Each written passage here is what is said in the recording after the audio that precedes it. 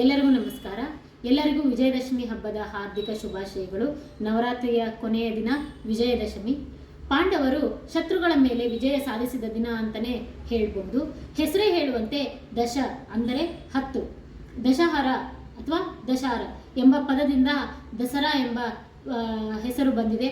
ಅದಕ್ಕೆ ದಸರಾ ಎಂದು ಪ್ರಸಿದ್ಧವಾಗಿದೆ. ಶಕ್ತಿ ಪೂಜೆಯ ಶರನ್ನವರಾತ್ರಿಯಲ್ಲಿ ಶಕ್ತಿ ಪೂಜೆಯ ನಂತರದ ವಿಜಯೋತ್ಸವ ದಿನವೇ ವಿಜಯದಶಮಿ. ವಿಜಯದಶಮಿಯು ದುರ್ಗಾ ಪೂಜೆಯ ಅಂತ್ಯವನ್ನು ಸೂಚಿಸುತ್ತದೆ.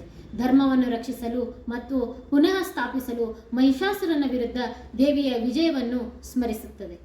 ದುಷ್ಟತನವನ್ನು ನಾಶ ಮಾಡಿ ವಿಜಯದಶಮಿಯ ದಿನ ರಾವಣ ದಹನವನ್ನು ಮಾಡಿ 20 ದಿನಗಳ ನಂತರ ಆಚರಿಸುವ ಹಬ್ಬ ಮತ್ತು ದೀಪಗಳ ಹಬ್ಬ ಎಂದೇ ಹೇಳಲಾಗುತ್ತದೆ.